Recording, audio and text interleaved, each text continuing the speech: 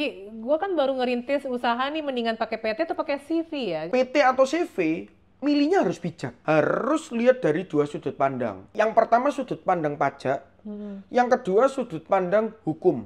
Sampai tahapan mana sih orang tidak perlu bayar pajak? Perlu diketahui memang ada kriteria-kriteria tertentu seseorang tidak perlu membayar pajak gitu ya, karena negara kita ya to be honest lah, bukan yang membabi buta juga lah ya, ada batasan-batasan tertentu. Yang pertama, Gue ada kenalan omset udah MM-an, oke. tapi nggak punya PT, Oke. bahkan di sini nggak punya NPWP. Oke. Menurut lu resiko terburuknya orang yang kayak gitu gimana? Nanti resiko terburuknya itu ada dua hal, Ci. Apa? Satu, dia akan terjebak di dalam kondisi punya uang tapi nggak punya uang. Yang kedua adalah cepat atau lambat, di saat mungkin hidupnya dia sangat beruntung, hoki banget nih ya, nggak pernah lapor tapi juga nggak ketahuan. Bom waktunya pasti akan meledak saat dia meninggal dan meninggalkan warisan.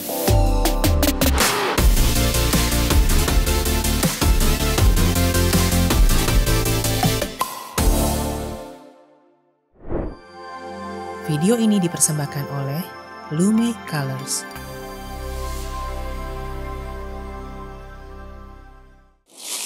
Hai guys, jumpa lagi dengan Christina di sini. Kali ini gue barengan dengan Vincent Lianto, Business and Tax Consultant.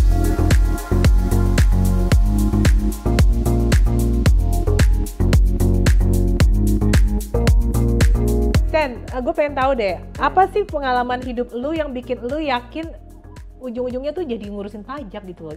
Yang buat terjun ke dunia perpajakan tuh apa sih? Oke, jadi kalau misalnya kita bicara kenapa aku terjun di dunia perpajakan ya, sebenarnya ada beberapa masa lalu lah yang ibaratnya melatar belakangi gitu ya. Lu dulu pernah kena pajak? Enggak. Jadi ada satu dua kenalan lah. Oke. Yang dia punya bisnis, kemudian ya kita tahu lah kalau bisnis zaman dulu lah ya, konvensional banget ya. Beda banget dengan era Cortex mungkin di saat-saat sekarang ini ya. Dimana dulu itu ya semuanya masih serba koboi gitu kan ya. Punya omset berapa, lapornya cuma berapa. 10% dari omset yang real aja enggak gitu kan ya. Nah tapi satu dua kenalan sempat lah kena pemeriksaan pajak gitu ya. Yang awalnya terlihat wah hidupnya udah enak lah, mapan gitu kan ya. Bisa jadi nol loh gitu ya. Iya. Bisa jadi nol, betul. Jadi dari usaha yang dirintis ya udah kerja keras banting tulang, kemudian udah luar biasa bagus lah ya secara profit dan lain sebagainya, tapi karena aspek perpajakannya nggak oke, bisa jadi nol. Iya Oke. kan. Nah dari situ ya itu melatar belakangi lah, walaupun ya puji Tuhan bukan termasuk keluarga sendiri gitu ya. Lu belajar pajak sendiri dari mana? Kalau belajar pajak sendiri pastinya starting from kuliah lah gitu ya. Lu kuliah, kalau gue baca ya, akunting kan? Iya. S1-nya akunting, Akuntansi. S1-nya lagi Hukum. double degree itu. Double degree, betul. S2-nya accounting lagi. Accounting lagi, accounting tax. Accounting tax. Iya. Oke. Iya. Nah, itu yang melatar belakangi kenapa, wah kelihatannya kalau misalnya bisa paham tentang pajak, berarti long time banget nih keilmuan gitu. Pasti akan bermanfaat dan ya dalam tanda kutip bisa dijadikan salah satu profesi lah yang bisa digelutin gitu. Yang bisa saya katakan adalah teks itu sebenarnya bukan cuma textbook doang, tapi ada logiknya sehingga bisa di planning. Nah, itu seperti kita bicara seni lah ya. Nah, tergantung kreativitas saja. Apa yang ada di peraturan, ya memang itu mutlak untuk kita patuhin lah. Tetapi peraturan itu tidak ada yang sempurna, karena peraturan itu kan adalah produk dari manusia. Nah, ketidaksempurnaan peraturan itulah yang bisa kita manfaatkan untuk mencari celah. Bukan mengakalin peraturannya ya, bukan ngelanggar nih. Tapi ada loophole yang bisa kita manfaatkan untuk dapat efisiensi. Jadi perlu diketahui sama teman-teman ya, kalau misalnya peraturan perpajakan itu adalah anak turunan dari undang-undang hukum pidana. Pidana itu kan mengatur hubungan seseorang atau seorang manusia dengan negara. Ya, jadi kalau misalnya kita bicara peraturan perpajakan, kalau kita melanggar berarti kan urusannya sama negara. Karena fun fact-nya adalah Indonesia itu salah satu negara yang sumber pemasukan utamanya dari pajak. Kalau kita dalam tanda kutip melanggar peraturan perpajakan dan menyebabkan penerimaan negara itu menjadi berkurang daripada yang seharusnya, berarti kan urusan kita sama negara nih. Gitu. Nah, oleh karena itu kalau melanggar pajak, ya pidana masuknya. Itu. Tadi kan lo bilang pajak tuh bisa di tax planning. Iya, iya. Tapi bukan berarti ngakal-ngakalin. Iya. Nah sementara prakteknya kalau gue dengar dari teman-teman gue gitu ya, kayaknya kesannya tuh malah ngakalin sih. Iya. Kayak bisa bikin PT, abis ini PT udah kelar, udah mesti kena pajak yang lebih gede, dia bikin PT baru, bikin PT baru, bikin PT baru. Jadi apakah dengan sebagai konsultan pajak itu yang menganjurkan itu kah atau gimana? Paham sih maksud gue? Iya. Atau ini pertanyaannya kayak terlalu ini ya? Enggak. Itu pertanyaan sejuta umat lah gitu kan ya. Ha. Kalau di dunia perpajakan itu ada dua istilah yang dalam tanda kutip kita perlu ketahuin Ada tax gitu ya. evasion kalau nggak salah. Betul. Jadi ada yang namanya tax avoidance dan ada yang namanya tax evasion. Nah, kalau tax avoidance itu ranahnya ke planning. Ya, kita mengefisiensikan beban pajak yang harus kita bayarkan kepada negara dengan memanfaatkan loophole atau celah. Jadi kita tidak melanggar nih. Ya. Nah, contohnya gimana? Contohnya sesimpel seperti ini. Kalau misalnya Ci Kristina undang aku di podcast hari ini gitu ya. Terus kemudian jauh-jauh hari Cici sempat calling. Vincent, mungkin aku agak terlambat deh datang. Tapi kamu nggak apa-apa masuk dulu aja ke ruangannya. Oh oke Ci. Tapi satu peraturannya yang perlu dipahami. Apa Ci? Kalau kamu datang, kamu nggak boleh duduk di atas meja. Ya iyalah. Ya, karena nggak sopan dong gitu ya. Oh oke, peraturannya jelas. Tapi one day pada saat hari H ini ya, Cici masuk kemudian kaget tuh lihat aku datang duluan. Aku nggak duduk di atas meja. Tapi aku tidur. Gitu ya. Nah, peraturannya jelas. Hitam di atas putihnya pun jelas. Bahkan di depan pintumu udah tertulis dilarang duduk di atas meja. Tapi nyatanya diriku tidur di atas meja. Tidak ada peraturannya. Dan perlu diketahui ya, hukum pidana ya, termasuk hukum perpajakan ya, hukum pajak ya. Itu kan mengatur hubungan kita dengan negara. Ya kan? Tidak ada satupun yang bisa dipidana kalau belum diatur. Oh, jadi kalau misalnya tiduran di atas meja, gue nggak boleh marah. Betul, karena peraturannya nggak boleh duduk di atas meja. Tapi aku tidur nggak salah. Tapi one day kalau misalnya kita podcast lagi, kemudian Cici tulis tuh, dilarang duduk dan tidur di atas meja, terus kemudian aku tidur, salah. Karena peraturannya pidananya udah ada nih. Nah, itu mainnya tax avoidance. Kalau yang kedua, tax evasion. Kalau tax evasion itu penggelapan pajak. Itu yang nggak boleh sama sekali. Nah, penggelapan pajak itu seperti halnya diaturnya A, kita sudah tahu A, tapi kita nggak lakukan. Kewajiban perpajakan kita kan pada dasarnya adalah menghitung, menyetor, dan melaporkan. Iya kan? Nah, pada saat kita itu sudah tahu nih 3 hal ini adalah mandatori, benar-benar harus dilakukan, kita nggak lakukan. Ya, seperti contoh lagi, pada saat teman-teman kita yang bisnis, statusnya udah PKP nih, dia harus pungut PPN nih ke customer. Dia memungut. Tapi kan ada kewajiban setelah dipungut disetorin ke negara, karena itu hanya uang titipan, uang lewat ke kita kan. Itu kan haknya negara nih. Dia mungut, uangnya dipakai sendiri. Nggak disetor negara. Nah, itu udah tax evasion, penggelapan pajak. Itu yang nggak boleh sama sekali. Jadi avoidance boleh, evasion jangan. Buat yang belum gitu paham pajak ya, PKP, emang kenapa sih orang mesti PKP? PKP itu singkatan apa coba? PKP itu adalah singkatan dari pengusaha kena pajak. Nah, tapi jangan ditelan mentah-mentah dulu nih tentang kepanjangannya doang. Kan banyak nih orang, loh ya pengusaha kan kena pajak. Oh iya betul gitu kan ya. Nah, tapi PKP itu pengusaha kena pajak adalah istilah di dalam dunia PPN, di dalam dunia pajak pertambahan nilai. PKP atau pengusaha kena pajak itu adalah status seorang pebisnis yang sudah memenuhi kriteria tertentu untuk menjadi perpanjangan tangan dari pemerintah memungut pajak konsumsi atau PPN kepada customer yang beli barang jasanya dia. Bukan tergantung dari omset ya? Persyaratan tertentunya tadi yang aku sebutkan itu salah satunya adalah omset. Yang omsetnya di atas 4,8 M setahun. Betul. Jadi kalau misalnya kita seorang pebisnis, kita jual barang atau jasa tertentu, kemudian kita dalam 1 tahun ya 12 bulan kalender, itu kita punya omset di atas 4,8 miliar, maka pemerintah itu memberikan mandatari. Kamu pebisnis yang sukses. Skala bisnismu sudah semakin banyak, konsumenmu sudah semakin besar. Nah, kamu harus menjadi pemungut pajak konsumsi, which is itu PPN, atas barang atau jasa yang kamu jual, kamu setor ke negara. Itu PKP. Berarti nggak ada untungnya juga buat pengusaha. Ini gue nanya, ceritanya gue memposisikan diri sebagai orang awam ya. Berarti nggak ada gunanya juga dong kalau omset belum nyampe 4M lebih gitu ya, 4,8M bikin PKP. Nggak guna, ya kan? Nggak guna apa berguna? Nggak berguna. Oke. Dengan syarat ya, maksudnya ada tapinya gitu ya. Nggak guna secara umum. Tapi ada juga seperti contoh kenalan-kenalan saya gitu ya, atau beberapa klien ya, di mana dia itu omset belum tembus 4,8 miliar. Tapi Bisnisnya masih dirintis, iya. tapi dia sudah mengukuhkan diri secara sukarela sebagai PKP. Kenapa kok seperti itu? Karena customer-nya dia banyak yang BUMN atau pemerintahan. Oh, butuh pajak masukan. Betul, BUMN atau pemerintahan itu salah satu syarat tender utamanya, walaupun kita juga nggak tahu ya kenapa latar belakangnya seperti itu begitu ya. Salah satu syarat utamanya kalau mau jadi vendor, ikut tender, harus PKP gitu. Oke. Sehingga dia omset ya nggak besar sih, tapi dia mau jadi PKP. Tapi pusing dong ya, misalnya kalau yang sebelumnya omsetnya belum 4,8, dia kan nggak mungut PPN kan? Iya.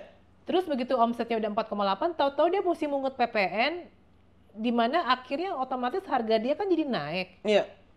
Kan banyak banget nih orang-orang yang mengeluhkan gimana daya saing gue dengan para pebisnis yang lain, Ci. Iya. Kalau gue mesti naikin harga, karena kan ibaratnya, contoh mereka jualan di marketplace nih, anggaplah di Shopee lah ya, gue nyebut nama lah, kan sekarang Shopee lagi Ya, number kita one nggak ya. di-endorse tapi ya. Iya. Shopee itu kan atau marketplace pada umumnya harga yang tercantum kan udah mesti harga final. Iya. Jadi bukan kita beli barang terus tahu pas mau check out baru plus PPN 11% kayak gitu, enggak. Ya. Nah, sekarang gue tiba-tiba harus jadi PKP, Ci. Jadi menurut lu mesti gimana dong? Oke, kalau kita jual secara marketplace, harga yang tertuang itu belum termasuk PPN. Tetapi waktu check out pun juga belum ada fitur termasuk PPN, ditambah PPN lagi 11%. Beda sama kalau kita makan di restoran yang udah ada PB1-nya di struknya, gitu kan ya. Nah, kalau kita sudah tembus 4,8 miliar, dari kantor pajak atau dari negara memang mengharuskan kita setor 11% dari penjualan kita. Dan kita nggak bisa mungut nih sebenarnya, gitu ya. Nah, ada banyak cara sebenarnya yang bisa disiasati, ya bukan disiasati ya, tapi di planning lah, begitu ya. Kalau memang secara common, ya sudah, berarti jual berapa, 11%-nya potong setor negara, which is akan mengurangi profit bersihnya kita. Iya, Sakit lagi lah. biaya adminnya juga sekarang udah gede banget. Biaya layanan marketplace juga tambah Biaya naik platform, ya. iya. Ya, tambah lama tambah rugi lah pasti. Atau mungkin yang dari awal marginnya ambilnya tipis sekali juga kaget. Oh loh, kok tiba-tiba minus, lebih baik saya tutup juga bisnis ini gitu kan ya. Nah, ada caranya. Kalau misalnya teman-teman main di beberapa marketplace, kalau tadi kan Cici sempat bilang yang orange gitu kan ya. Tapi kan ada juga yang hijau, ada yang hitam, ada yang merah gitu kan ya. Nah, kalau teman-teman main di banyak marketplace, satu-satunya cara atau salah satu cara lah yang bisa kita lakukan adalah kita pecah omsetnya, gitu ya. Pada saat kita punya toko di marketplace orange, ya kita pakainya PTA atau CVA. Kalau misalnya kita ada di marketplace hijau, ya tokonya atas nama PT atau CVB, gitu ya. Dan seterusnya. Di mana grup secara bisnisnya mungkin sudah tembus 4,8 miliar, tetapi per badan usaha PT atau CV yang dilinearkan dengan marketplace tersebut, itu dia di bawah 4,8 miliar. Paham. Jadi beda-beda PT. Betul. Okay. Nah, jadi beda PT atau beda CV itu berarti terhitungnya dia punya batasan 4,8 miliar dikali banyaknya PT atau CV yang dia miliki. Itu bisa menjadi salah satu tips dan trik untuk melakukan tax avoidance. Avoidance itu tadi ya legal, tetap nggak dilarang gitu. Gitu sih. Oke, ini sekarang kebetulan lagi ngomongin marketplace ya. Kan banyak yang bilang kalau marketplace bukannya udah potong pajak, Ci. Ada PPN kok gitu kan. Nah, seller kan harusnya nggak perlu bayar lagi. Menurut lu gimana? Oke. Jadi perlu diketahui begini, kalau kita itu jualan di marketplace, kita itu kan ada yang namanya biaya layanan marketplace. Iya. Dan biaya layanan marketplace itu masih akan ditambah dengan PPN atas biaya layanan dari marketplace tersebut. Nah, PPN layanannya ya itu Ya, ya. PPN layanan marketplace nih. Jadi kalau kita bicara Shopee, Tokopedia, TikTok, Lazada, bla bla bla lah ya. Mereka itu jadi PKP. Mereka itu PKP teman-teman ya. Karena mereka menjual layanan marketplace yang teman-teman gunakan untuk mendekatkan diri dengan end user gitu ya. Nah, karena mereka menjual layanan, mereka tagihkan biaya layanan, oleh sebab mereka juga sudah PKP, omsetnya tinggi lah ya. Mereka harus pungut PPN. Nah, PPN yang dipungut itu adalah PPN atas biaya layanan yang dibebankan ke kita sebagai seller. Itu beda cerita dengan barang atau jasa yang kita salurkan ke end user melalui marketplace di saat omset kita sudah 4,8 miliar atau lebih. Jadi beda. PPN yang dikenakan di marketplace itu adalah PPN atas jasa layanan marketplace untuk kita, si seller. Kalau PPN yang harus kita pungut kepada customer itu adalah PPN atas barang atau jasa kita yang kita jual ke si end user tersebut. Itu kalau omset setahunnya sudah lebih dari 4,8 Iya. ya. Dan lu udah pakai PT-nya tuh PKP. Betul, jadi beda. Iya, beda. Nah, sekarang gue mau nanya hal yang mendasar banget deh, karena banyak sekali yang masih bingung. Ci, gue kan baru ngerintis usaha nih, mendingan pakai PT atau pakai CV ya, atau CV. Kalau bisnis saya itu mulai berkembang, kemudian saya mau berbadan usaha supaya kelihatan lebih kredibel ya kan, atau mungkin sekedar tuntutan kalau misalnya kita mau ikut tender dan lain sebagainya gitu ya, atau mungkin perizinan tertentu dari pemerintahan itu mensyaratkan badan usaha, PT atau CV, milihnya harus bijak gitu ya. Nah, biasanya kalau saya jawab pertanyaan yang basic tadi, itu harus lihat dari dua sudut pandang. Oke. Yang pertama sudut pandang pajak, yang kedua sudut pandang hukum. Kita bahas pajaknya dulu nih. Nah, perlu diketahui kalau PT atau CV, ya kita bahas PT-nya dulu. PT pertama kali berdiri, sejak akta pendirian itu keluar, dia itu bisa memanfaatkan insentif yang disukai oleh sejuta umat, yaitu insentif pengenaan pajak hanya 0,5% dari omset PPh UMKM gitu ya. PT itu bisa pakai 3 tahun. Kalau CV itu bisa pakai 4 tahun. Nah, berarti lebih oke CV nih, gitu ya, dari segi 1 tahun lumayan lah, gitu kan ya. Bentar, tapi 0,5% tadi selama omsetnya di bawah 4,8. Di bawah 4,8 miliar ya. Kalau secara teks lagi, kalau PT dia beroperasional, make money, make profit. Tujuannya apa sih punya badan usaha? Ya tetap ujung-ujungnya pingin profitnya ditarik ke orang pribadi pemiliknya kan. Ya kita-kita yang punya PT. Saat PT itu sudah make profit dan kemudian dia bagi labanya atau keuntungannya ke orang pribadi pemilik PT tadi, itu namanya dividen. Dividen itu commonnya pajaknya 10%. Nah, jadi kalau PT-nya sudah beroperasi, make money, dia harus bayar pajak atas nama PT. Tapi kalau PT-nya mau bagi profit lagi ke orang pribadinya, kena pajak lagi. Pajaknya dividen 10%. Ya, tapi bisa jadi 0% kalau direinvestasikan selama 3 tahun. Direinvestasikan artinya apa tuh maksudnya? Nah, reinvestasi itu begitu kita terima dividen, kita langsung investasikan ke instrumen yang dikendaki oleh Kementerian Keuangan. Ada 12. Yang paling umum deposito, obligasi, reksadana, atau saham di bursa efek. Gitu ya. Nah, itu kita investasi, kita hold 3 tahun nggak boleh dipakai konsumsi. Gitu ya. Kalau dipakai konsumsi, ya kena tadi 10%. Jadi harus diparkir dulu nih. Tahun keempat gimana? Ya bebas. Mau dipakai boleh. Tapi harus diparkir dulu. Udah nggak ada pajak lagi tuh? Nggak ada pajak lagi. Oke. Ya. Nah, tapi kan ada orang-orang yang dia urgent untuk pakai. Mungkin mau bangun rumah atau apa kan. Nah, itu beda cerita, berarti kena 10%. Ya, itu kalau PT. Jadi waktu PT-nya bagi dividen, bagi keuntungan ke orang pribadinya, commonnya atau umumnya kena pajak dividen 10%. Sekarang CV. CV, begitu dia bagi keuntungan ke orang pribadi pemegang sahamnya atau pemiliknya, itu namanya PRIV, bukan dividen, PRIV gitu ya.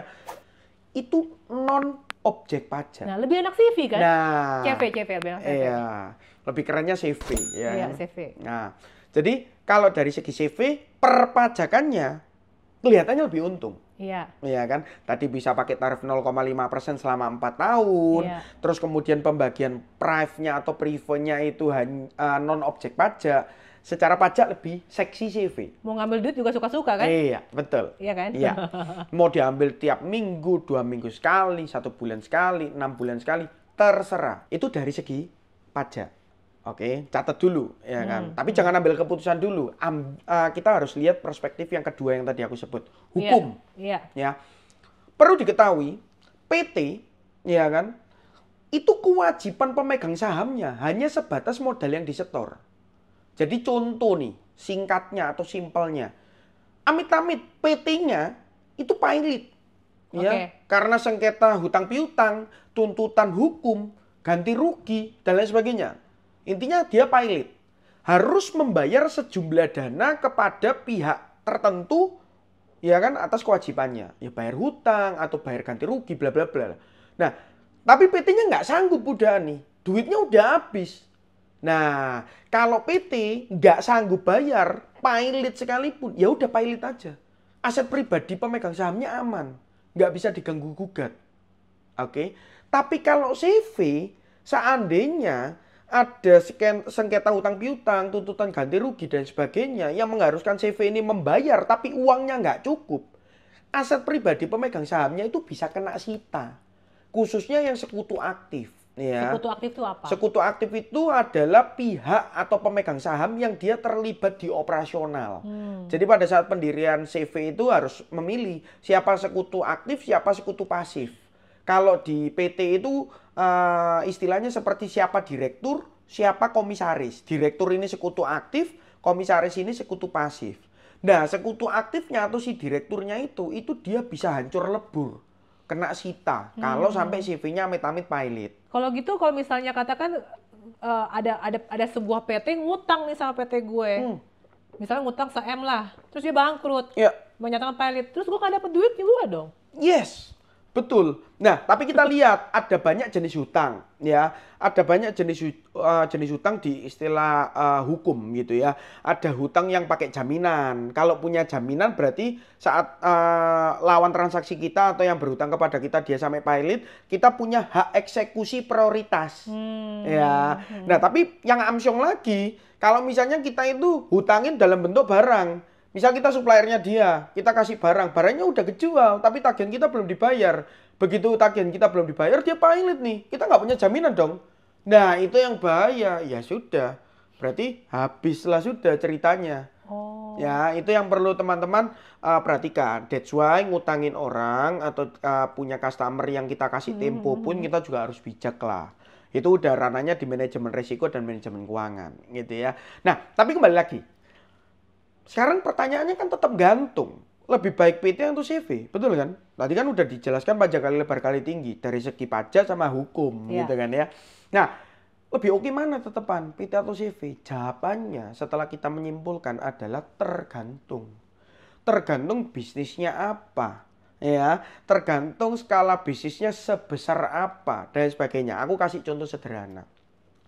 Ada satu kenalan, dia sempat konsultasi ke saya. Pak, saya mau bikin klinik, ya, atau rumah sakit kecil di daerah pedalaman, gitu ya. Ya di daerah Kalimantan ataupun Sulawesi lah, ya kan. Daerahnya bukan kota besar. Oke. Kenapa bikin rumah sakit atau klinik di sana, Pak? Yes, karena di sana untuk fasilitas pengobatan masih kurang oke. Ya, kita bisa dapat profit yang lumayan oke, ya kan, di saat kita menjual kualitas lah, something like that ya. Nah, tapi bikinnya pakai CV aja kliniknya. Gitu ya. Nah, saya langsung tegas, Pak, jangan cari masalah, gitu ya. Bikinnya harus PT. Kenapa? Karena begini, tadi ya, dari segi hukum, kalau kita ngomongnya dunia medis, dan dari segi hukum ini kita perlu prioritaskan daripada segi pajak berarti udahan. Karena saya tanya lebih lanjut ya, sekedar jokes lah ya. Sekedar jokesnya begini. Bapak waktu bikin klinik, waktu ngobatin pasien, nyuntik, sampai mungkin operasi kecil, Pak. Bapak lakukan sendiri nggak? Wah ya nggak mungkin dong, saya kan pebisnis ya kan. Berarti yang melakukan siapa Pak? Ya kita kan hiring tenaga medis, which is dokter dan perawat gitu kan ya. Oh oke, berarti yang nyuntik dokter dan perawatnya Pak, betul. Nah kalau amit-amit Pak, sampai nih dokter sama perawat itu salah suntik, salah operasi, atau mungkin malpraktek Pak. Dia yang nyuntik, bapak yang miskin, Mbak. Kan kasarannya gitu ya. Betul ya? Ngerti. Nah, karena dia yang nyuntik, tapi karena klinik atau rumah sakitnya itu di bawah perusahaan milik dia, berarti kan tuntutan hukumnya pasti ke klinik atau rumah sakitnya. Walaupun dokter dan perawatnya juga pasti akan kena pidananya juga gitu kan ya. Tetapi kan instansinya ini kan yang menaungi. Nah, kalau bentuknya CV, dokternya yang salah nyuntik, dia yang punya perusahaan yang bentuknya CV dan pertanggungjawabannya itu tidak terbatas pada harta pribadi, kan ikut miskin gitu ya. Nah, Iya, paham. jadi tergantung bisnisnya apa. Ada lagi orang tanya, kalau misalnya saya bisnisnya cuma jual baju gimana Pak? Duh, jual baju, oke. Sistemnya apa? Produksi sendiri atau dagang? Oh, dagang Pak. Oh, lebih simpel lagi. Iya kan? Nggak ada sih dalam sejarah manusia ini salah pakai baju meninggal dunia gitu kan ya. Nah, ya sudah cukup CV aja. Buat apa PT? Apalagi bisnisnya dirintis sedari nol. Masih skala UMKM kecil-kecilan. Mau badan usaha ya coba-coba CV aja cukup. Kenapa bukan Gitu. PT? Kenapa bukan PT? Ya kalau mau PT pun juga nggak masalah. Tapi kan berarti kalau misalnya usahanya itu secara resiko, tuntutan hukumnya dan sebagainya kecil ya kan. Ya kita berarti menitik beratkan pilihan kita lebih ke aspek pajaknya. CV-nya bisa pakai tarif 0,5% untuk bayar pajaknya selama 4 tahun. Berarti ada penghematan yang kita bisa lakukan. Kemudian penarikan pref dari rekening pemegang sahamnya. Dari rekening CV ke rekening pemegang sahamnya itu namanya prefeng non objek pajak. Buat apa PT di saat kita itu kenanya 0,5% cuma bisa 3 tahun. Penarikan duitnya lagi kena pajak dividen. Oke. Ya. Oke. Nah, ini ada cerita menarik juga sih, kayak gue ada kenalan, ya bukan kenalan sih, kenalan cerita temennya, jadi temen punya temen yang gue gak kenal ya. Iya. Jadi temen gue bilang nih, Ci, gue tuh punya temen ya, dia tuh kan, dia sampai sekarang omset udah MM-an, Oke. tapi nggak punya PT, Oke. bahkan dia sendiri nggak punya NPWP. Oke. Menurut lu resiko terburuknya orang yang kayak gitu gimana? Ya kalau ada case seperti itu ya, sorry to say, saya turut berduka cita sih sebenarnya. Karena begini, ya kita objektif aja ya. Kalau kita bicara tentang punya usaha, kemudian punya omset, bahkan sampai miliaran, besar lah idealnya ya, make profit, kemudian juga mulai ada aset yang bisa dipupuk begitu ya. Di saat kita itu terlalu konvensional atau mengikuti cara pelaporan pajak ataupun cara menghadapi kewajiban perpajakannya masih koboi, konvensional 20-30 tahun yang lalu ya kan, dimana omsetnya mungkin 10M, lapornya mungkin cuman 100 juta atau bahkan omsetnya 20M tapi nggak pernah lapor pajak, bahkan nggak pernah punya NPWP. Nah, nanti resiko terburuknya itu ada 2 hal, Ci. Apa? 1, dia akan terjebak selama masih hidup nih ya, selama dia masih hidup, dia akan terjebak di dalam kondisi punya uang tapi nggak punya uang. Wah, maksudnya gimana nih? Bingung juga kan? Punya uang tapi nggak punya uang. Uang siapa dong? Gitu kan ya. Maksudnya begini, uangnya ada. Karena bisnisnya jalan dong. Make money, make profit kan. Pundi-pundinya yang dipupuk itu ada. Iya kan? Uangnya banyak. Selama ini mungkin disembunyikan dalam bentuk uang tunai, emas batangan, dan sebagainya maybe. Ya kan? Uangnya ada. Tapi pada saat one day dia mau belanja atau mau beli aset yang secara kepemilikannya itu sudah mulai mudah di tracking kantor pajak, seperti pembelian properti yang datanya sudah sinkronisasi ke BPN, punya deposito atau obligasi reksadana yang sudah mulai bisa di tracking di perbankan katakanlah, atau mau investasi saham di bursa efek ya kan, dan sebagainya lah, yang datanya itu sudah digitalisasi, dia nggak bisa beli. Iya kan? Kalau dia masih punya nyali, tetap beli nih ya. Nah itu bom waktunya meledak. Boom. Karena kantor pajak selalu melihat pelaporan SPT-nya seperti apa. Atau jangan-jangan tadi ya, nggak pernah lapor SPT. Nihil, nggak ada datanya. Tapi tiba-tiba namanya dia, karena sekarang udah ke trackingnya by NIK ya, KTP ya. Duh, kok tiba-tiba bisa beli rumah? Duh, datanya dari mana Pak bisa tahu kalau saya beli rumah? Duh, dari BPN kan. Gitu ya. Karena korteks itu kan dia nyambung, ya kan. Nah, kalau nggak pernah lapor, beli rumah meledak dong, boom, langsung surat cintanya Itu melayang. sebenarnya bahayanya setelah sistem korteks ini ada, atau sebenarnya tahun lalu tuh masih bisa orang itu kan namanya ngakalin ya? Iya. Tahun lalu emang masih bisa ya?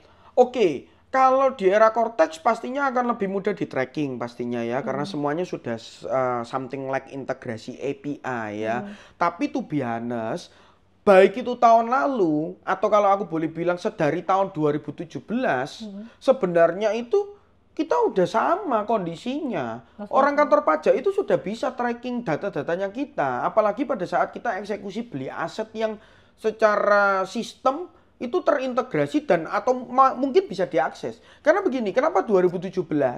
Ada Undang-Undang Nomor 9 tahun 2017 yang sudah keluar waktu itu. Undang-Undang Nomor 9 tahun 2017 itu tentang keterbukaan informasi.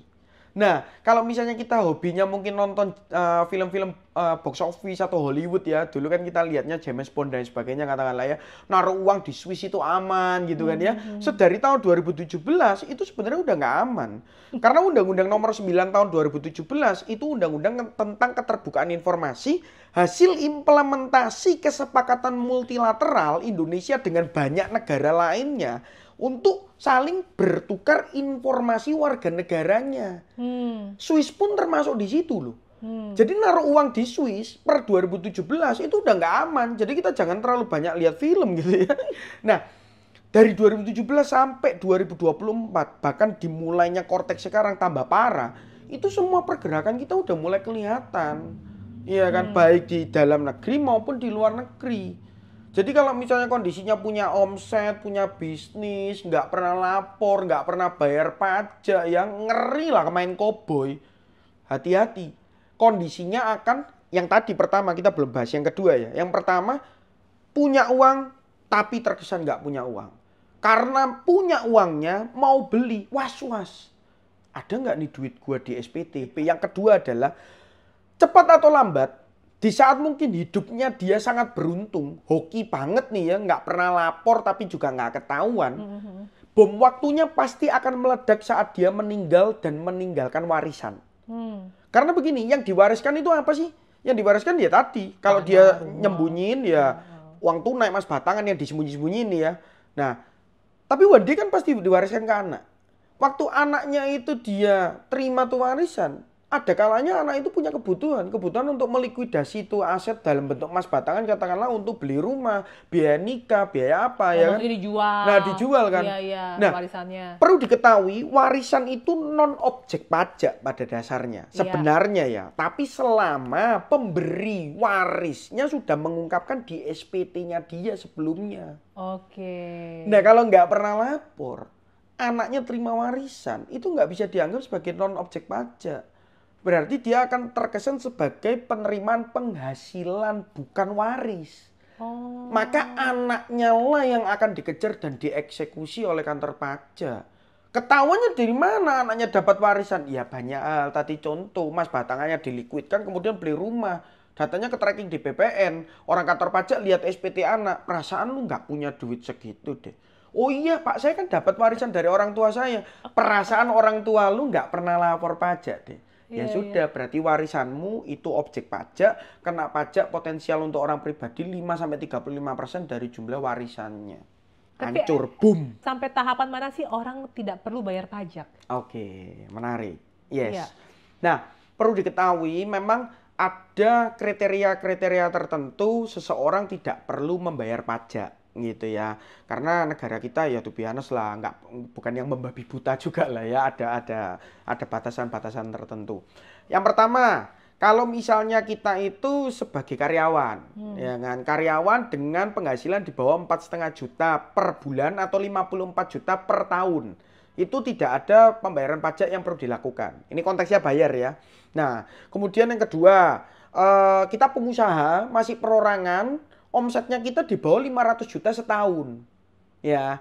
Nah, itu kita nggak perlu bayar pajak tuh. Karena ada penghasilan tidak kena pajak yang diberikan dalam bentuk fasilitas kepada kita. Kemudian yang ketiga, penghasilan dalam bentuk hibah atau warisan. Itu kita nggak perlu bayar pajak. Selama tadi dilaporkan dilaporkan oleh orang tua kita. Iya, pemberi hibah atau warisannya, ya kan, kita nggak perlu bayar pajak. Kemudian yang keempat gitu ya, di saat kita itu dalam tanda kutip ya tidak berpenghasilan, pensiun kah, iya kan, atau mungkin kita sudah berhenti bekerja, punya bisnis juga sudah ditutup, ya pasti nggak perlu bayar pajak. Yang kelima, di saat meninggal dunia, Ji. Tapi fun fact-nya begini ya. Di saat meninggal dunia, kan tadi aku bilang ya, nggak perlu bayar pajak ya. Tapi ada cerita konyol, tapi true gitu ya, true story.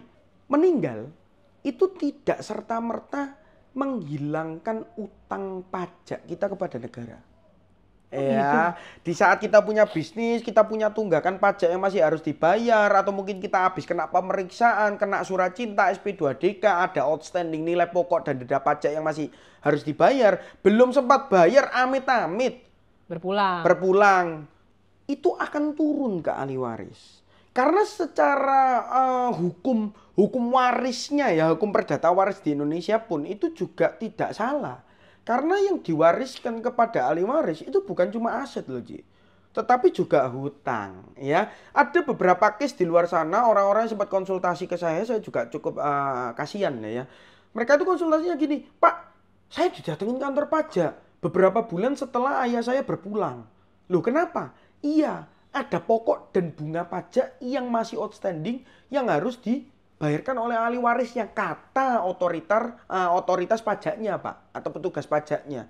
Setelah kita lihat, oh iya, ternyata si almarhumnya itu habis kena pemeriksaan ya 4-5 bulan yang lalu. Nah, tapi itu harus di saat ternyata bisnisnya itu juga sudah bangkrut, Ci.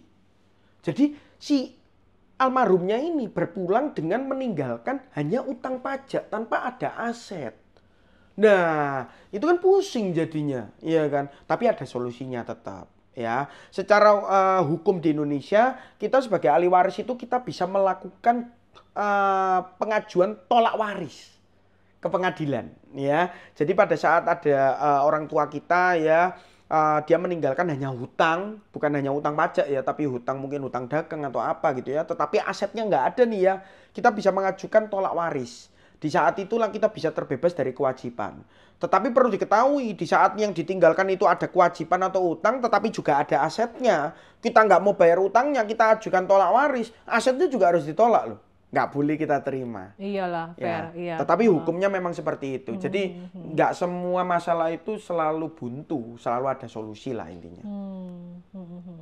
Banyak pengusaha juga kan, kalau misalnya ada yang tanya gue, Ci, kalau omset gue baru nyampe sekian, kayaknya gue belum perlu bayar pajak kan. Tadi mentok mesti berapa? Untuk? Kalau pengusaha? Kalau pengusaha 500 juta setahun. 500 juta setahun. Nah, berarti kalau misal omset dia udah menyentuh 510 juta, iya, itu berarti kena bayar pajaknya 10 jutanya? Nah, betul. Jadi kita lihat dulu ya, cara perhitungan pajak penghasilan untuk mereka-mereka yang bisnisnya mungkin perorangan ya, itu ada dua. Ya, antara kita manfaatkan fasilitas PPh UMKM 0,5% dari omset, atau kita menghitung pajaknya dari laba bersih dengan tarif normal 5-35%. Nah, kalau kita masih memanfaatkan untuk perhitungan PPh 0,5% dari omset, secara omset dan secara durasi waktu pun kita juga masih punya hak untuk memanfaatkan itu. Di saat omset kita itu 500 juta setahun, maka kita nggak perlu bayar pajak. Iya. Tapi kalau 510 juta, maka kita tinggal bayar 0,5%-nya dari 10 jutanya. Gitu. Pengusaha yang pakai NPWP perorangan, yang tarifnya 0,5% itu kan bukannya ada durasi waktunya ya? Iya, betul. Itu fun fact-nya. Iya kan? Jadi gini, kalau misalnya kita pengusaha pribadi, kita itu mau memanfaatkan tarif 0,5% dari omset untuk perhitungan pajak penghasilan atas bisnis perorangannya kita, itu ada batasannya dua hal. Yang pertama ya omset di bawah 4,8 miliar selama kita memanfaatkan. Dan yang kedua ada durasi waktunya, which is durasi waktunya itu adalah 7 tahun. Nah, pertanyaannya 7 tahunnya sejak kapan? Kan gitu. Dihitungnya dari kapan nih? Kalau kita punya NPWP perorangan sebelum 2018. 2017 kali. 2018. Oh, 2018? Iya. Oh, oke. Nah, sebelum 2018, ya 2017 include lah ya. Iya, Jadi iya. sebelum 2018 atau pas 2018, itu terhitungnya 7 tahun sejak 2018. Berarti tahun ini terakhir yang 2025. Tahun 2024 kemarin udah terakhir. 2018 tambah 7? 2018-nya dihitung, 18, 19, 20, 21, 22, Oh, 23, iya. 24. Tapi katanya di-extend kan? Ya, katanya di-extend. Nah, tapi ini nanti aku akan jabarkan juga extend Iya. ini gimana. Nah, kita ngitungnya 7 tahun sejak 2018. Kalau punya NPWP sebelum 2018 atau pas 2018. Ya, 7 tahunnya, habis 2024. Tapi kalau punya NPWP-nya di atas 2018, contoh 2020, maka dihitung 7 tahunnya sejak 2020.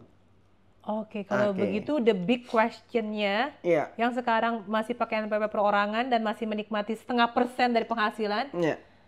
kalau udah habis, kena pajaknya berapa persen? Nah, Anggaplah dengan masih omsetnya 4,8 M nih. iya, iya. Nah, kalau misalnya kita bicara fasilitasnya udah habis, nah ini balik dulu dikit nih ke pemberitaan yang katanya diperpanjang, ya kan?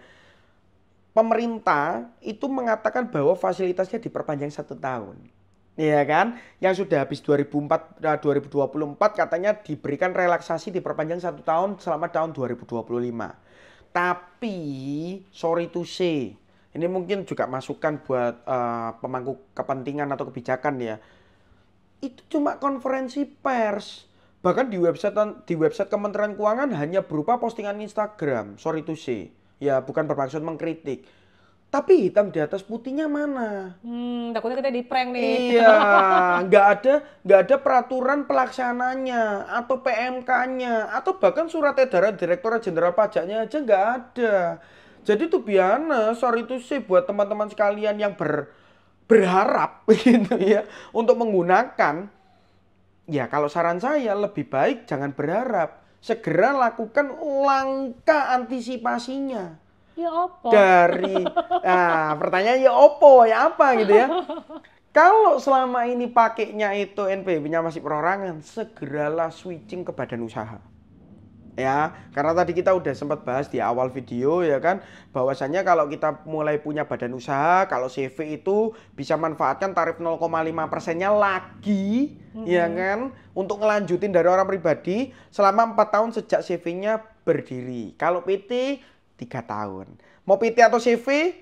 Ya diputar lagi videonya kembali ke depan ya. Kita tadi udah jelasin. Nah kalau misalnya sudah nggak bisa pakai tarif 0,5% tapi tetap bersikuku untuk pakai NPWP pribadi untuk hitung pajak penghasilannya gimana? Maka kita akan dikenakan pajak progresif ya, tarif normal progresif untuk orang pribadi 5-35% dari profit kita. Gitu ya. Kalau 0,5% kan dari omset penghasilan kotor. Tapi kalau tarif normal, kita udah nggak bisa pakai yang tadi, harus mau nggak mau, suka nggak suka ganti ke tarif normal, maka kita dihitungnya 5-35% progresif dari keuntungan bersih Dari bisnisnya. keuntungan bersih. Oke. Nah balik lagi tadi pertanyaan gue yang ke-skip tadi nih, money laundry. Oke, angkat aja ya. Iya. Dia dirikan perusahaan fiktif. Iya. Ya kan, CV di bidang perdagangan karya seni. Ya. Gitu ya. Nah, kemudian dia ada uang kotor nih, ada uang 2M gitu ya, di brankas. Nah, sistemnya gampang.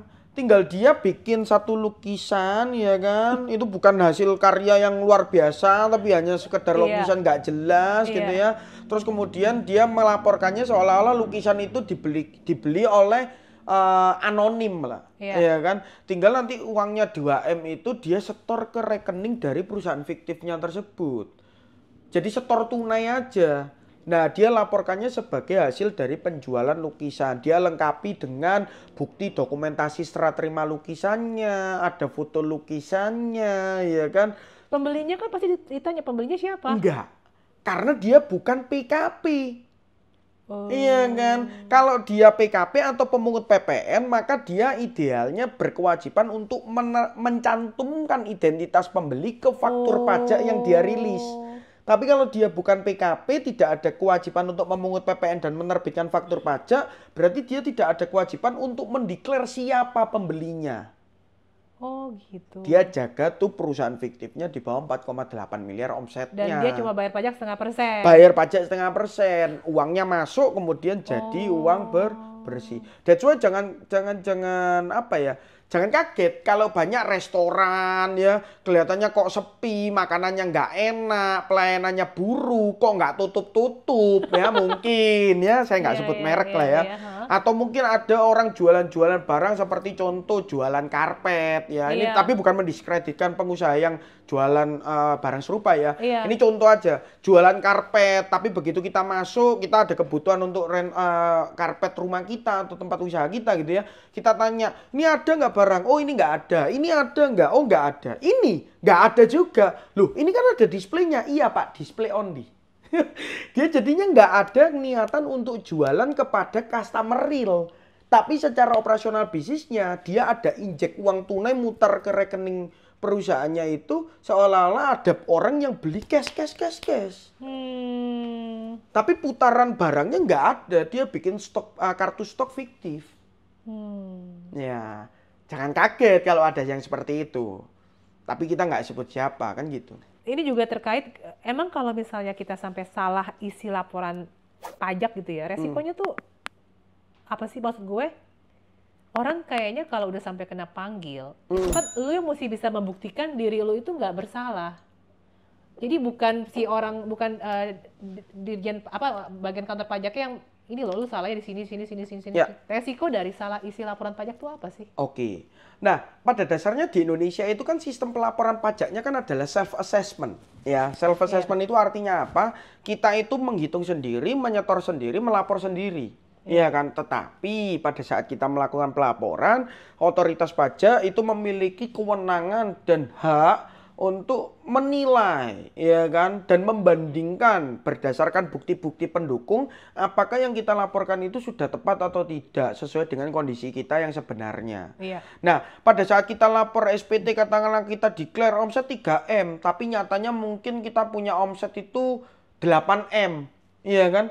Nah, kita kan ngasal ngisi aja kan. Pokoknya kan di kepala kita untuk bagi yang awam lah ya. Di kepala ini pokoknya dikecilin aja yang dilaporin. Pokoknya aman aja gitu kan. Tapi ternyata apa yang kita jual dan menghasilkan omset 8M itu adalah barang yang kita beli dari supplier yang dia pemungut pajak, pemungut PPN, PKP.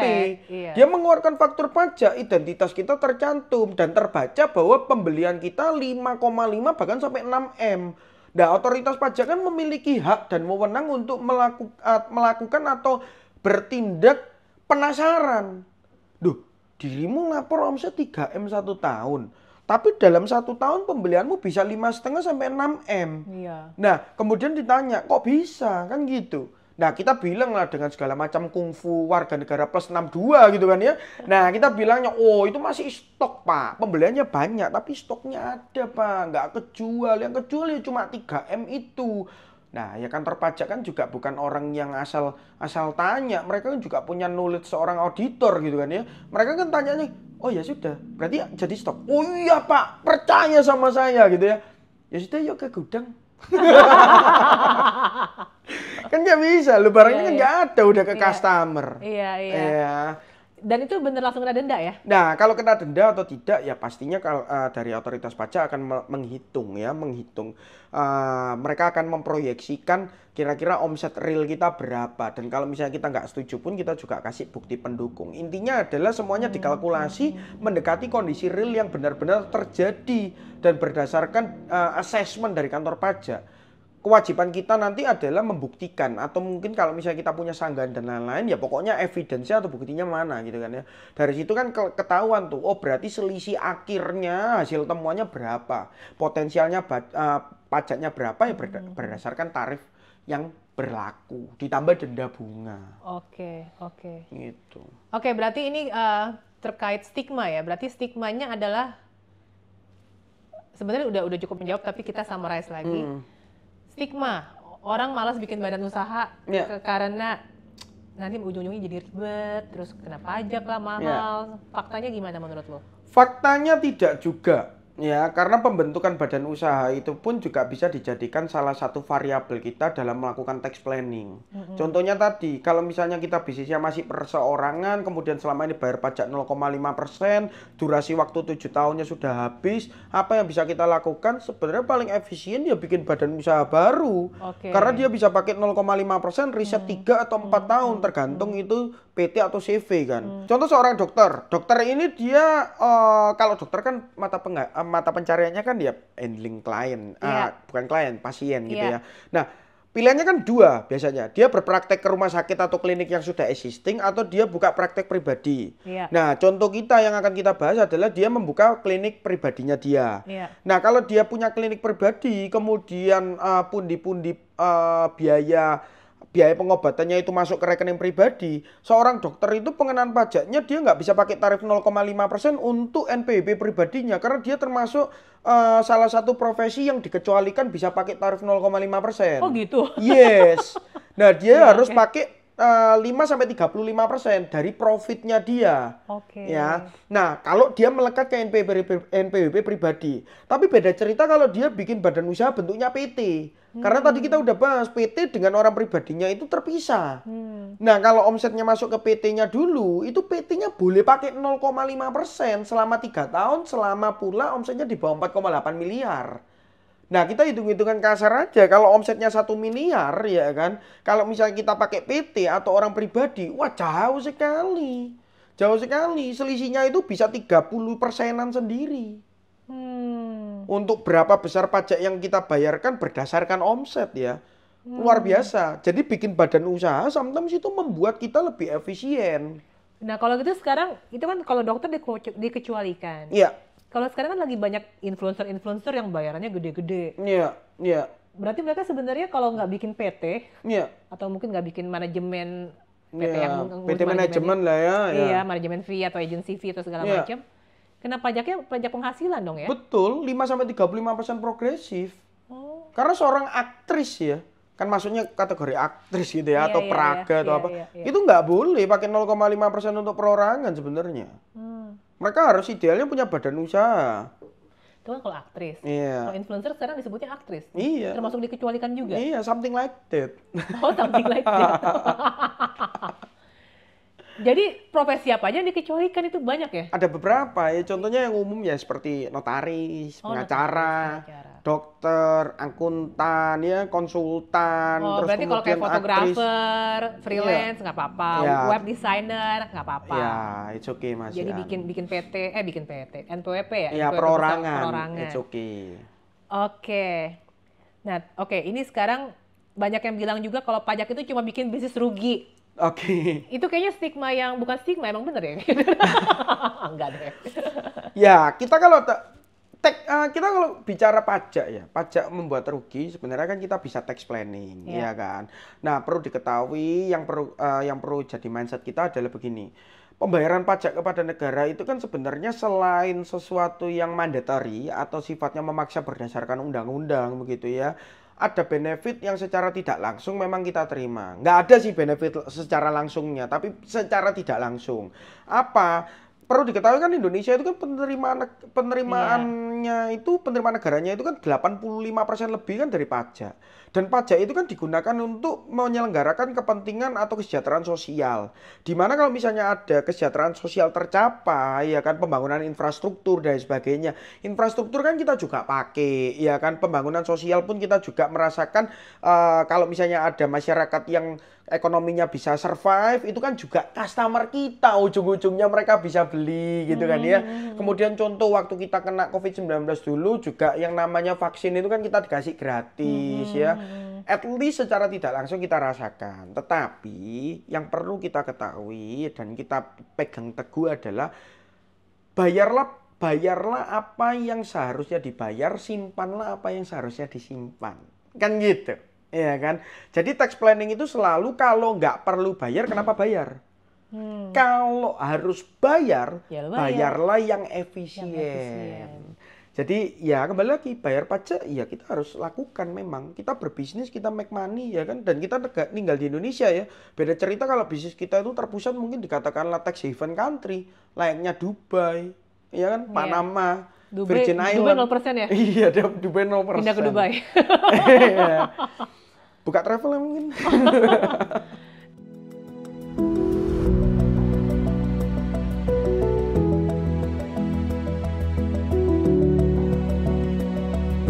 Sekarang terkait Cortex ya. Ya.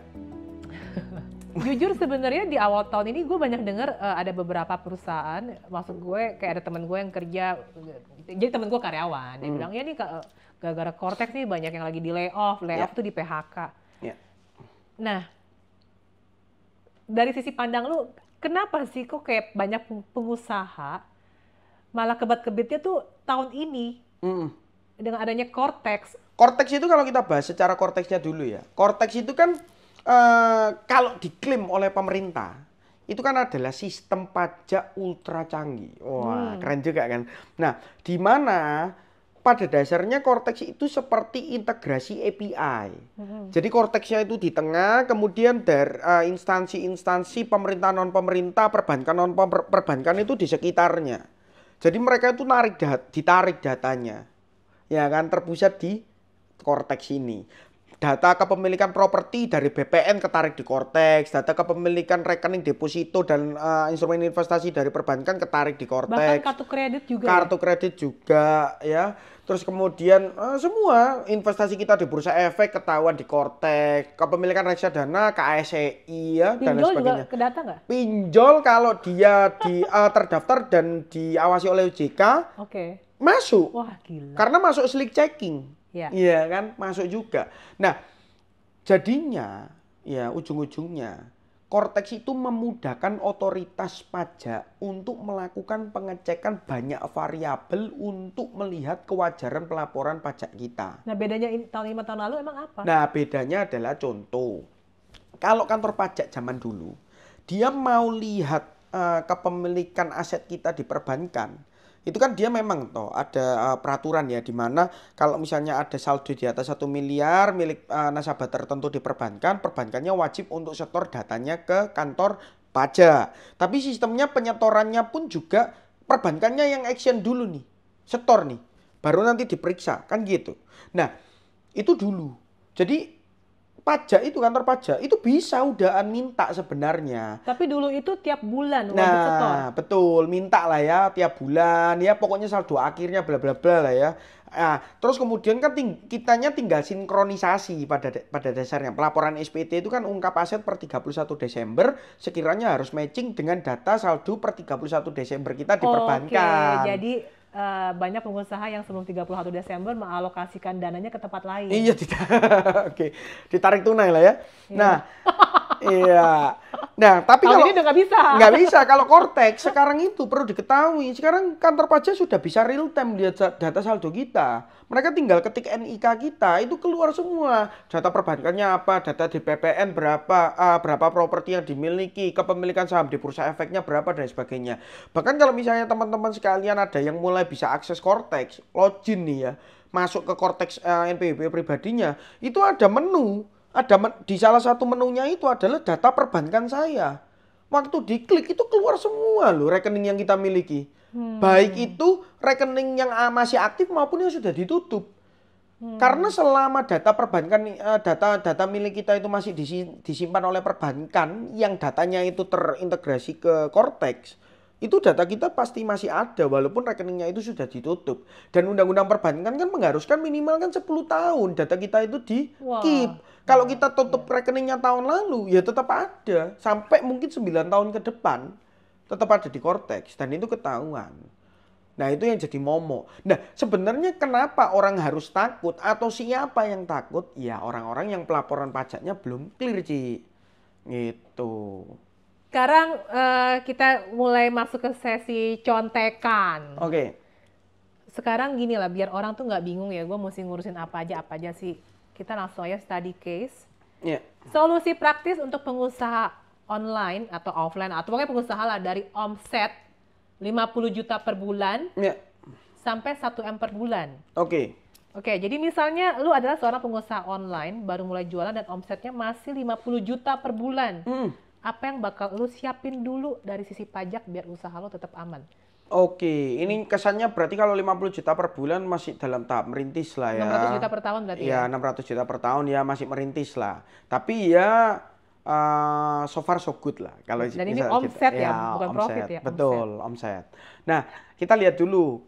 Dengan catatan bahwa margin profit kita itu mungkin di atas 10%, Oke. ya, di atas 10%, maka saran saya kalau misalnya merintis usaha demikian, ya mulai clear dulu, at least punya NPWP pribadi. NPWP pribadi. Ya, Oke. NPWP pribadi, kemudian manfaatkan tarif pajak 0,5% dari omset aja.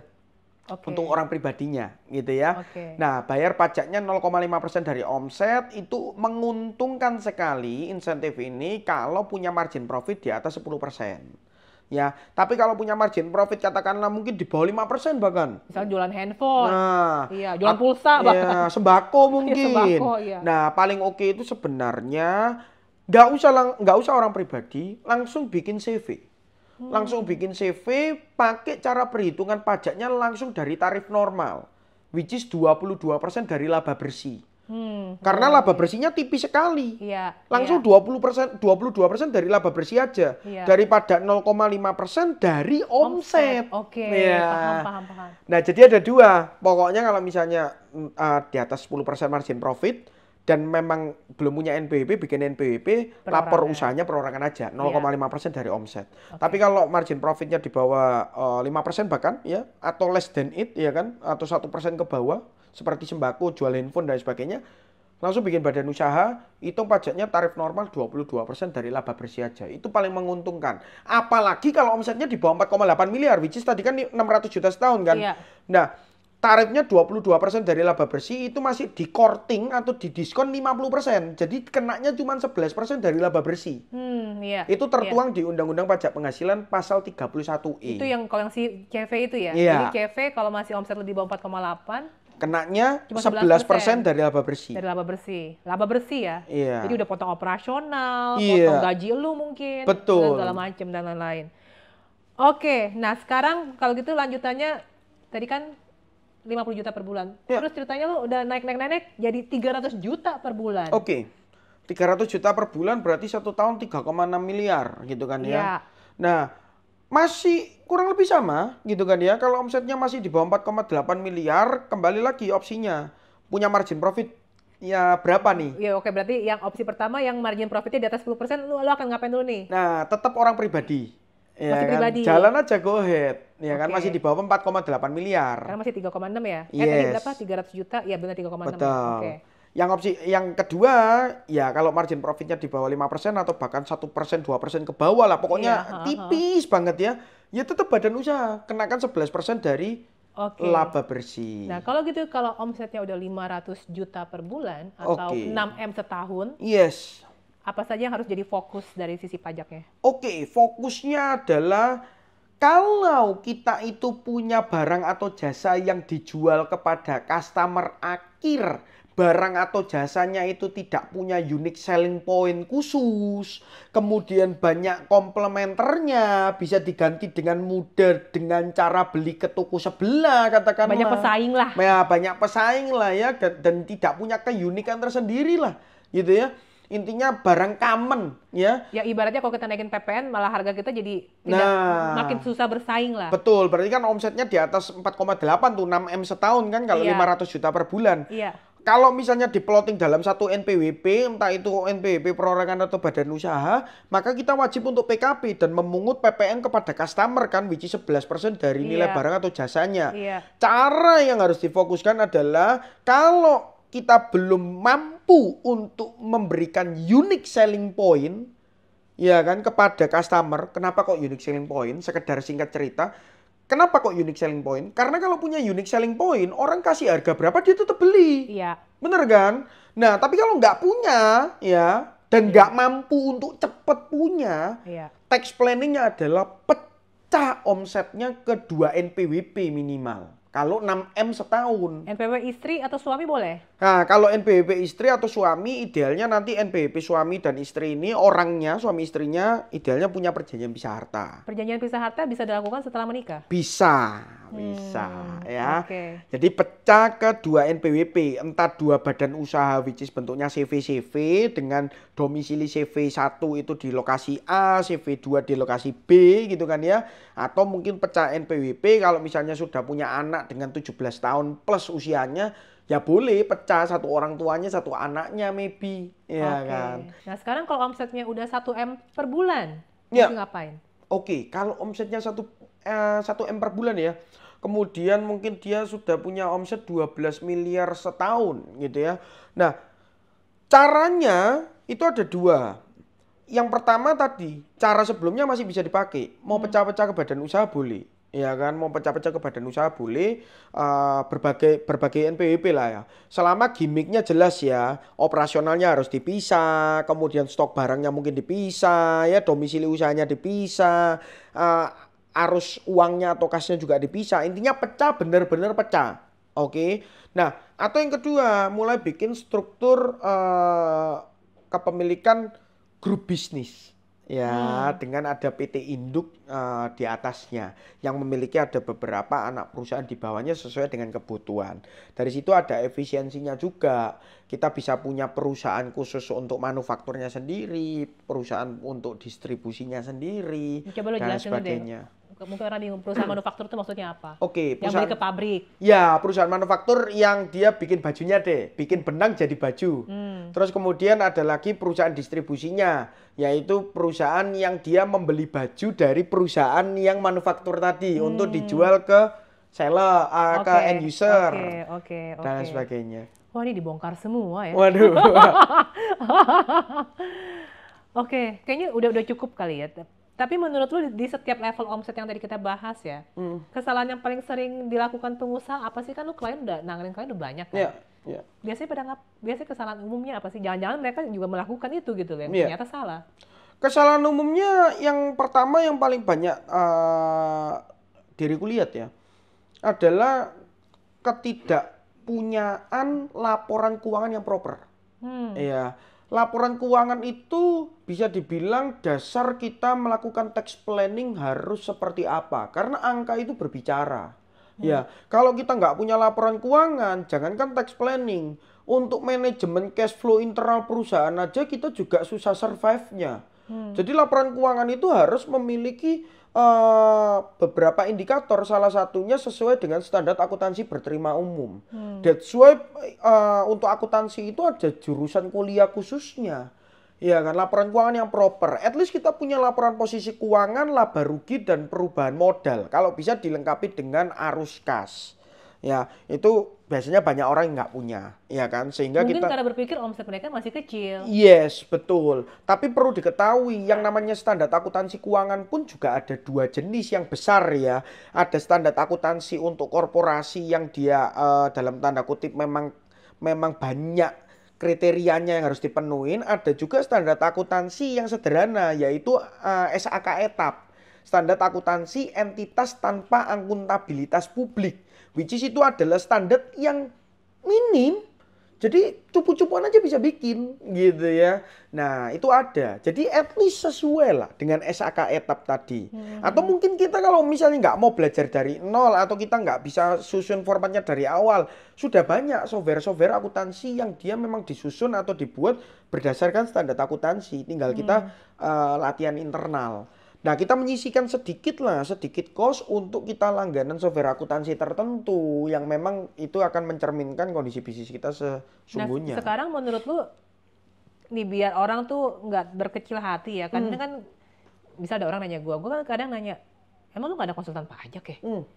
Sebenarnya orang tuh dengan omset berapa sih udah punya konsultan pajak lah minimal?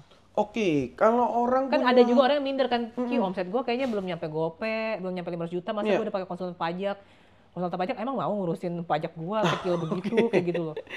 Oke, nah kalau kita bicara omset berapa yang harus punya konsultan pajak, pada dasarnya memang nggak ada kriteria khusus ya. Tetapi kita bisa lihat di saat mungkin bisnisnya secara potensial itu udah mulai growing, walaupun omsetnya 1 tahun masih 600-700 juta pun, itu juga sudah butuh. Karena sebenarnya lebih baik mencegah daripada mengobati. Betul, Gitu ya. Nah, pembuatan struktur yang jelas supaya nanti siap untuk dikembangkan dan berlari kencang, itu salah satunya yang harus diproperkan kan juga text planning. Supaya kita nggak bocor halus nih kasarannya gitu ya. Jadi kalau belum perlu untuk didampingi, at least konsultasi kepada pakar itu pun juga sudah satu langkah awal untuk bikin bisnis kita tetap secure. Lu kan berapa kali bikin workshop ya? Betul, betul. Ada workshop Gojek Pajak ya. Gojek Pajak itu sudah sampai sekarang ini per detik ini kita syuting ini sudah 11 batch. Dan akan 12 batch di Bali lah, Maret 2025. Oke. Gitu. Oke. Beberapa kali sih sudah menyelenggarakan dan animonya juga luar biasa sih. Dan di situ diriku banyak buka ya tips-tips dan strategi tax planning yang legal dan efisien gitu ya. Dan sebenarnya kalau misalnya secara Instagram sama TikTok tuh biasa itu diriku bagi secara cuma-cuma sih untuk informasi-informasi daging ya. Tetapi memang karena keterbatasan durasi lah ya. Jadi ya kalau misalnya ada pertanyaan atau kebutuhan atau mungkin cari konten yang relate ya masih harus scroll atau mungkin menyusun beberapa puzzle dari konten-konten yang ada. Dan ini Ci, diriku bakalan launching YouTube juga sih. Rencananya dalam waktu dekat lah. Wah, mantap. Nanti gue tulis di deskripsi kalau YouTube-nya udah launching. Siap. Oke, sekarang penutup lah. Tips apa yang bisa lo kasih, bukan tips lah ya, pesan ke pengusaha-pengusaha yang lagi nonton ini, biar mereka nggak takut pajak lagi tuh apa sih? Ya, oke. Singkat aja sih mungkin dari saya ya. Kalau untuk pengusaha di luar sana atau wajib pajak di luar sana, at least untuk perpajakan itu kita nggak perlu khawatir. Gitu ya, karena kewajiban perpajakan kita itu sebenarnya semuanya bisa di planning asalkan kita bisa paham terkait dengan regulasi dan bagaimana kita memanfaatkan loophole yang legal gitu ya. Jadi jangan pernah takut ataupun was-was untuk menghadapi kondisi pajak apa yang harus kita bayar.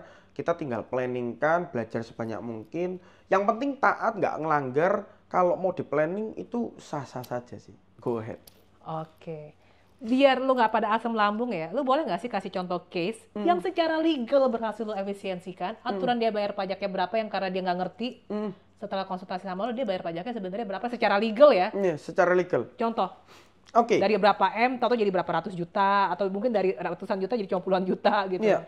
Nah, contohnya yang paling sederhana begini. Ada satu lah ya, satu orang lah, kita sebut saja A gitu ya. Dia itu punya bisnis di bidang F&B. Gitu ya. Kita tahu kalau F&B, contohnya restoran atau kafe ya, itu margin profit lumayan pasti ya kalau kita bicara restoran. Bisa dibilang margin profit itu 40-50% itu pasti dapat lah gitu ya. Apalagi kalau restorannya ramai gitu ya.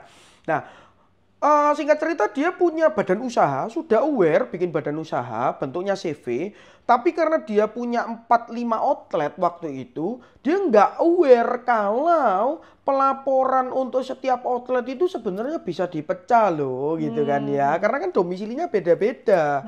Nah dari situ dia punya satu badan usaha bentuknya PT begitu ya, dia jadikan satu pelaporan semua outletnya dengan omset, dengan omset yang cukup besar ya. Omsetnya itu per outlet kurang lebih 3M 1 tahun. Padahal masih skalanya UMKM nih gitu kan ya. Tapi karena ada 5 outlet berarti total jadi 15M. Dengan asumsi margin profitnya itu 50% aja, berarti kan profitnya dia 7,5M gitu kan ya. Kalau misalnya kita hitung tarif pajaknya itu sebesar 22% lah ya, kita pukul rata 22% dari margin profit, berarti kan kita hitungnya 22% kali 7M, which is 1,4M sendiri pajak yang harus dibayar. Tetapi bayangkan kalau 15M itu dari 5 outlet, per outletnya bisa punya badan usaha sendiri dengan omset 1 tahun tidak lebih dari 4,8 miliar, which is 3M kan per outlet tadi aku cerita. 3M dikali 0,5% itu cuman berapa gitu kan ya. 3M dikali 0,5% lah kalau misalnya kita hitung-hitungan berarti kan kurang lebih 15 juta. 15 juta kali 15, 75 juta. Bayangin mau bayar 75 juta atau 1,4M. 15 kali 15 lagi apaan? 15 kali 5. 15 kali 5, iya 75 juta. Mau bayar 75 juta atau 1,4M? Dari 1,4M setelah belajar tax planning, ya atau mungkin menggunakan jasa Vincent. dari 1,4 M cuma bayarnya 75 juta.